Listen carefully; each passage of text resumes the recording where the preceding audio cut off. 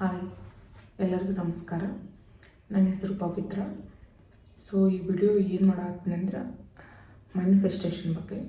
So ನಮ್ಗೆ ಹೆಂಗೆ manifestation ಗೊತ್ತಾಯಿತು, ನಮ್ಗೆ ಹೆಂಗೆ ಇದ್ರ ಬಗ್ಗೆ ಒಲವು ಬಂತು, ನಾನು ಯಾಕೆ ಈ ಪಾತನ್ನು ಚೂಸ್ ಮಾಡಿದೆ ಅಂತ ಮಾಡ್ತಾಯಿದ್ದೀನಿ ವಿಡಿಯೋ. ನಾನು ಫಸ್ಟ್ ಮ್ಯಾನಿಫೆಸ್ಟೇಷನ್ ಎಲ್ಲ ಸೋಷಿಯಲ್ ಮೀಡಿಯಾದಿಂದನೇ ಗೊತ್ತಾಗಿದ್ದು ನಂಗೆ. ಸೊ ನನಗೇನು ಯಾರೂ ಹೇಳಿದ್ದಿಲ್ಲ. ಸೊ ಸೋಷಿಯಲ್ ಮೀಡಿಯಾದಿಂದ ಗೊತ್ತಾದ್ಮೇಲೆ ಆಲ್ಮೋಸ್ಟ್ ಒಂದು 2023 ಗೊತ್ತಾಯ್ತು ನಂಗೆ. ಸೊ ಅವಾಗಿಂದ ಸ್ವಲ್ಪ ಸಣ್ಣ ಪುಟ್ಟ ನೋಡ್ತಿದ್ದೆ. ಫಸ್ಟಿಗೆ ನನಗೂ ಬಿಲೀವ್ ಆಗಲಿಲ್ಲ. ಇದು ರಿಯಲ್ಲ, ಹೀಗೂ ಇರ್ತದ ಅಂತ ಅನ್ನಿಸ್ತು. ಆಮೇಲೆ ನಾನೇ ಬಿಲೀವ್ ಮಾಡ್ತಾ ಸಣ್ಣ ಪುಟ್ಟದನ್ನು ಮ್ಯಾನಿಫೆಸ್ಟೇಷನ್ ಮಾಡೋಕ್ಕೆ ಸ್ಟಾರ್ಟ್ ಮಾಡಿದೆ. ಎಕ್ಸಾಂಪಲ್ ಏನಪ್ಪ ಅಂದರೆ, ಇವಾಗ ಪವರ್ ಹೋಯ್ತು ಅಂದ ತಕ್ಷಣ ನಾನು ಮ್ಯಾನಿಫೆಸ್ಟ್ ಮಾಡ್ತಿದ್ದೆ. ಒಂದು 10 ಮಿನಿಟ್ಸಲ್ಲಿ ಪವರ್ ಬರುತ್ತೆ, ನಾನು ಮಿಕ್ಸಿಗೆ ಹಾಕೋತೀನಿ, ಊಟ ಮಾಡಿಬಿಡ್ತೀನಿ, ಈ ಥರ.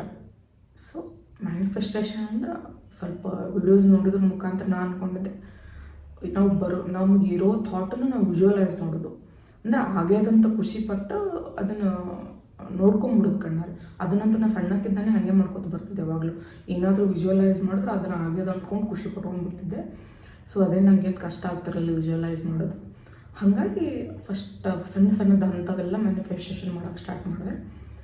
ಮೇನ್ ದೊಡ್ಡದು ಮ್ಯಾನಿಫೆಸ್ಟೇಷನ್ ಏನು ಮಾಡಿದ್ದೆ ಅಂದರೆ, ನನ್ನ ಮಗಂದು ಮ್ಯಾನಿಫೆಸ್ಟೇಷನ್ ಮಾಡಿದ್ದೆ. ಫಸ್ಟ್ ನನಗೊಂದು ಹೆಣ್ಣು ಪಾಪು, ಆಮೇಲೆ ಎರಡನೇದು ಗಂಡು ಪಾಪುನೇ ಆಗಬೇಕಂತ ಮ್ಯಾನಿಫೆಸ್ಟೇಷನ್ ಮಾಡಿದ್ದೆ.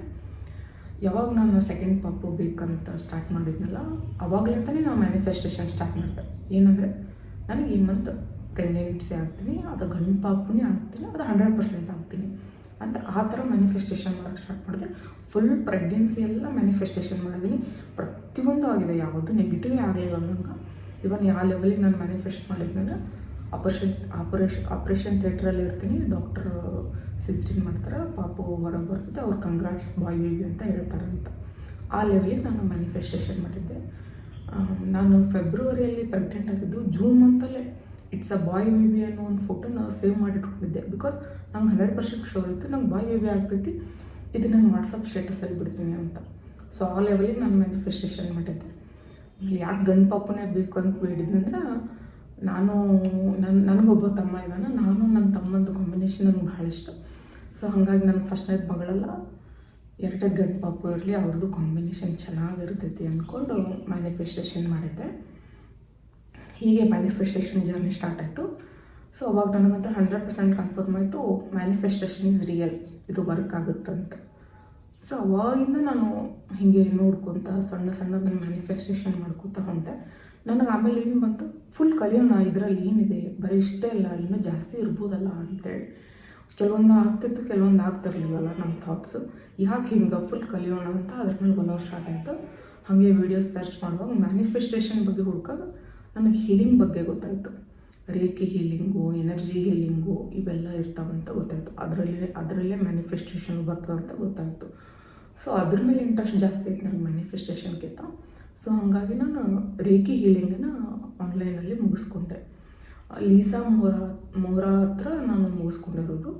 3 ಲೆವೆಲ್ ಆಫ್ ಅಟ್ಯೂನ್ಮೆಂಟನ್ನು ಮುಗಿಸ್ಕೊಂಡು ಮಾಸ್ಟರ್ನು ತೊಗೊಂಡಿದ್ದೀನಿ. ಮೆಹರಾ ರೇಖಿ ಮೆಥಡನ್ನು ಕಲಿಸಿದಾರೆ ಅವರು. ಸೊ ಅವರಿಂದ ನಾನು ಅಟೋನ್ಮೆಂಟ್ ತೊಗೊಂಡೆ. Thank you so much Lisa Mehra. I am very grateful for that. ಅವ್ರು ಚೆನ್ನಾಗಿ ಹೇಳ್ಕೊಟ್ರು, ಅದನ್ನು ಮುಗಿಸ್ಕೊಟ್ಟೆ ನಾನು. ಆಮೇಲೆ ಅದರಲ್ಲೇ ಲಾ ಆಫ್ ಅಟ್ರಾಕ್ಷನ್ ಬರುತ್ತೆ, ಬಟ್ ಸ್ವಲ್ಪ ಇರುತ್ತೆ. ಸೊ ಇನ್ನೊಂದು ಸ್ವಲ್ಪ ಡೀಪಾಗಿ ಕಲಿಯೋಣ ಅಂತ ಅದರದ್ದೇ ಸಪ್ರೇಟ್ ಕೋರ್ಸ್ ತೊಗೊಳಕತ್ತೀನಿ. ಇದೆಲ್ಲ ಇದ್ರಾಗ ನನಗೆ ಕೆಲವೊಂದು ಥಾಟ್ ಬರೋಕ್ಕೆ ಸ್ಟಾರ್ಟ್ ಆದವು. ಏನಪ್ಪ ಅಂದ್ರೆ, ಆಯಿತು ಇವಾಗ ನಾನು ಮ್ಯಾನಿಫೆಸ್ಟೇಷನ್ ಮಾಡಿ ಇದೆಲ್ಲ ಪಡ್ಕೊಳತ್ತೀನಿ. ಇಲ್ಲಿ ತನಕ ನನಗೆ ಮ್ಯಾನಿಫೆಸ್ಟೇಷನ್ ಅನ್ನೋದು ಏನಂತ ಗೊತ್ತಿರಲಿಲ್ಲಲ್ಲ. ಇಲ್ಲಿ ತನಕ ನನ್ನ ಲೈಫಲ್ಲಿ whatever it may be, good or bad ಆಗೈತಲ್ಲ, ಅದು ಹೆಂಗಾಯಿತು, ಇದು ನಾನು ಕ್ವಶನ್ ಸ್ಟಾರ್ಟ್ ಆಯಿತು. ಆವಾಗ ನಾನು ಹಾಗೆ ಒಂದು ರೀಕಾಲ್ ಮಾಡೋಕ್ಕೆ ಸ್ಟಾರ್ಟ್ ಮಾಡಿದೆ. ನಾನು ಫಸ್ಟ್ ಥಾಟ್ ಬಂದಿದ್ದೆ, ಇಂಜಿನಿಯರಿಂಗ್ ಫಸ್ಟ್ ಸೆಮ್ಮಲ್ಲಿ ಮೆಕ್ಯಾನಿಕ್ ಅನ್ನೋ ಒಂದು ಸಬ್ಜೆಕ್ಟ್ ಇತ್ತು. ಅದು ಮೆಕ್ಯಾನಿಕ್ ಸಬ್ಜೆಕ್ಟ್ ನನಗೆ ಏನೂ ಅರ್ಥ ಆಗಿದ್ದಿಲ್ಲ, ಒಂದಿಷ್ಟು ಅರ್ಥ ಆಗಿದ್ದಿಲ್ಲ. ನಾನು ಏನೂ ಓದಿದ್ದೂ ಇಲ್ಲ. ಆ ಎಕ್ಸಾಮ್ ಅದೇನೋ ಒಂದು ಸ್ವಲ್ಪ ಏನು ಓದಿದ್ನೋ ಅದನ್ನಷ್ಟೇ ಬರೆದಿದ್ದೆ. ಅದು ಗೊತ್ತಿತ್ತು ನಂಗೆ, ಅದನ್ನು ಪಾಸಾಗೋ ಲೆವೆಲಿಗೆ ಬರೆದಿದ್ದಿಲ್ಲ ಅಂತ. ಬಟ್ ನಾನು ಯಾವಾಗಲೂ ಅದು ಎಕ್ಸಾಮ್ ಬರೆದ್ಮೇಲೆ ನಾನು ಪಾಸ್ ಆಗ್ತೀನಿ. ಫುಲ್ ಮ್ಯಾನಿಫೆಸ್ಟೇಷನ್, ಫುಲ್ ಗುಡ್ ಥಾಟಲ್ಲೇ ನಾನು ಪಾಸ್ ಆಗ್ತೀನಿ. ರಿಸಲ್ಟ್ ತೆಗೆದು ನೋಡಿದ್ದೆ ಅಂದರೆ ಹಿಂಗೆ ಸರಿಸ್ತಾ ಹೋಗೋದು, ಮೆಕ್ಯಾನಿಕ್ ಸಬ್ಜೆಕ್ಟ್ ಪಿ ಅಂದರೆ ಪಾಸ್ ಅಂತ ಬಂದಿರುತ್ತೆ. ನಾನು ಐ ಆಮ್ 100% ಶೂರ್ ನಾನು ಪಾಸ್ ಆಗ್ತೀನಿ. ಇವನ್ ರಿಸಲ್ಟ್ ಕೂಡ ನಾನು ಮ್ಯಾನಿಫೆಸ್ಟ್ ಮಾಡಿದ್ದೆ ಅಂತ ಹೇಳ್ಬೋದು. ಆ ಲೆವೆಲಿಗೆ ನಾನು ಮ್ಯಾನಿಫೆಸ್ಟ್ ಮಾಡಿದ್ದೆ ಅಂತ ನನಗೆ ಇವಾಗ ಅನಿಸ್ತೈತೆ. ಅವಾಗೇನು ನಾನು ಮ್ಯಾನಿಫೆಸ್ಟ್ ಮಾಡಿದ್ದಿಲ್ಲ. ಸೊ ಅದೆಲ್ಲ ವರ್ಕ್ ಆಯ್ತಲ್ಲ. ಆವಾಗ ಅದು ಯಾವ ಲೆವೆಲಿಗೆ ನಾವು ವಿಜುವಲೈಸ್ ಮಾಡ್ತಿದ್ದೆ ಅಂದರೆ ರಿಸಲ್ಟ್ ಬಂತು, ನಾವು ಖುಷಿಪಟ್ಟೆ, ಪಾಸ್ ಆಗಿನಿ, ಈ ಥರ ನಾನು ಆಲ್ರೆಡಿ ಒಳಗೆ ಮನಸ್ಸನ್ನೇ ಅಂದ್ಕೊಂಡ್ಬಿಡ್ತಿದ್ದೆ. ಅದೇ ಮ್ಯಾನಿಫೆಸ್ಟೇಷನ್ ಅಂತ ನನಗೆ ಗೊತ್ತೇ ಇರಲಿಲ್ಲ. ಇವಾಗ ಗೊತ್ತಾಗತೈತಿ. ಆಮೇಲೆ ಇನ್ನೊಂದು ಸೆಕೆಂಡ್ನೇ ಥಾಟ್ ಯಾವ್ದು ನೆನಪಾಯ್ತಂದ್ರೆ ನಮ್ಮ ಪ್ರೆಗ್ನೆನ್ಸಿನೇ, ಫಸ್ಟ್ ಪ್ರೆಗ್ನೆನ್ಸಿ ಹೆಣ್ಣು ಪಾಪು ಆಗಿತ್ತಲ್ಲ. ಅವಾಗ ಪ್ರೆಗ್ನೆಂಟ್ ಇದ್ದಾಗ ನಂದು ಒಂದೇ ಥಾಟು ಯಾವಾಗಲೂ ಅಂದರೆ ನಾನು ಸ್ವಲ್ಪ ಡಸ್ಕಿ ಸ್ಕಿನ್ ಇರೋದ್ರಿಂದ ನನ್ನ ಮಗಳು ಹುಡ್ತಾಳೆ, ಅವಳು ವೈಟ್ ಇರಬೇಕು. ಇದೊಂದೇ ಮ್ಯಾನಿಫೆಸ್ಟೇಷನ್, ವೈಟ್ ಇರಬೇಕು. ಸೊ ನಾನು ಬ್ಯಾಕ್ ಆಫ್ ದಿ ಮೈಂಡೇ ನಾನು ಮ್ಯಾನಿಫೆಸ್ಟ್ ಮಾಡಿಬಿಟ್ಟಿದ್ದೆ, ನಂಗೆ ಹೆಣ್ಣು ಪಾಪ ಬೇಕು, ಅದು ವೈಟ್ ಇರಬೇಕು ಅಂತ. ಅದೊಂದು ಮ್ಯಾನಿಫೆಸ್ಟೇಷನ್ ಮಾಡಿದಂತ ಅರ್ಥ ಆಯಿತು. ಆಮೇಲೆ ಇನ್ನೊಂದು ಏನಂತಂದರೆ ನನಗೆ ಅವಾಗ ಈ ಮ್ಯಾನಿಫೆಸ್ಟೇಷನ್ ಅಂದರೆ good thoughts bad thoughts whatever you may be, ಏನು ನೀವು ಬ್ರಹ್ಮಾಂಡಕ್ಕೆ ಕೊಡ್ತೀರಿ ಅದೇ ನಿಮಗೆ ರಿವರ್ಸ್ ಆಗಿ ಬರುತ್ತೆ. ನೀವು ಒಳ್ಳೆಯದನ್ನು ಕೊಟ್ಟರೆ ಒಳ್ಳೆಯದೇ ಬರುತ್ತೆ, ಕೆಟ್ಟದ್ದನ್ನ ಯೋಚನೆ ಮಾಡಿದ್ರೆ ಕೆಟ್ಟದ್ದೇ ಬರುತ್ತೆ. ಸೊ ನನ್ನ ಮಗಳು ಪ್ರೆಗ್ನೆನ್ಸಿ ಇದ್ದಾಗ ನಾನು ಏನೂ ಥಿಂಕೇ ಮಾಡಿದ್ದಿಲ್ಲ. ಪಾಪು ಅಂದರೆ ಇಷ್ಟೆಲ್ಲ ಇರ್ತೈತಿ, ರೆಸ್ಟ್ಲೆಸ್ ಆಗ್ತೈತಿ ಮನುಷ್ಯ, ಅವ್ರನ್ನ ಹಿಡಿಯೋದು ತುಂಬ ಕಷ್ಟ, ಏನೂ ಗೊತ್ತೇ ಇರಲಿಲ್ಲ ನಂಗೆ, ಅದ್ರ ಬಗ್ಗೆ ಐಡಿಯಾನೇ ಇರಲಿಲ್ಲ. ನಾನು ಅಂದ್ಕೊಂಡಿದ್ದೆ ಪಾಪುಗಳು ತಪ್ಪಾಡಿ ತಾವಿರ್ತಾವೆ, ನಮ್ಮ ಪಾಡಿ ನಾನು ಇರೋದು ಅಂತ ಅಂದ್ಕೊಂಡಿದ್ದೆ. ವಿತ್ ಗಾಡ್ ಗ್ರೇಸ್ ಆಕೆ ಹಾಗೆ ಹುಟ್ಟಿದ್ದು. ಅದೇನೋ ಮೇಬಿ ನಾನು ತಿಂಕೆ ಮಾಡ್ಲಾರ್ಗೆ ಹಂಗೆ ಹುಟ್ಟಿಲ್ಲ ಅನ್ಸುತ್ತೆ. ಅವಳು ಏನೂ ಕಾಟನೇ ಕೊಟ್ಟಿಲ್ಲ. ಅವಳಷ್ಟಕ್ಕೆ ಅವಳು, ನನ್ನಷ್ಟಕ್ಕೆ ನಾನು ಇರ್ತಿದ್ದೆ.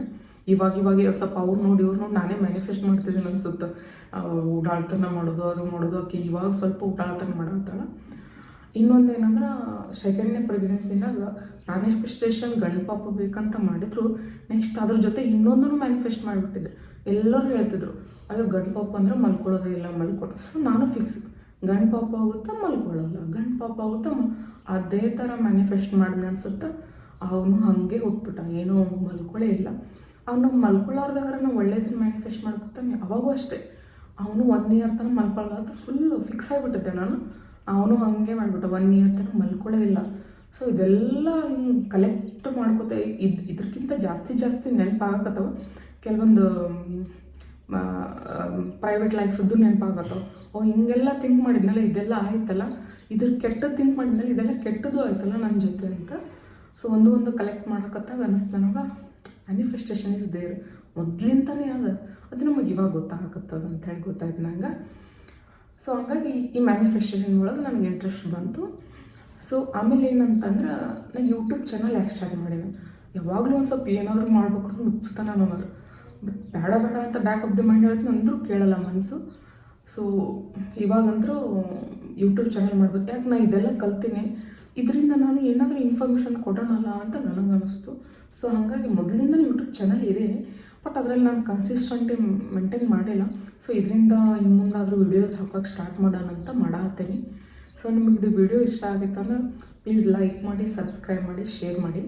ಮತ್ತು ಹೀಗೆ ಹೆಚ್ಚಿನ ಏನಾದರೂ ವೀಡಿಯೋಸ್ ಬೇಕಾಗಿತ್ತು ನೀವು ಲೈಕ್ ಮಾಡೋ ಮುಖಾಂತರ, ಅಟ್ಲೀಸ್ಟ್ ಕಮೆಂಟ್ ಮಾಡೋ ಮುಖಾಂತರ ನಂಗೆ ತಿಳಿಸ್ಬೋದು.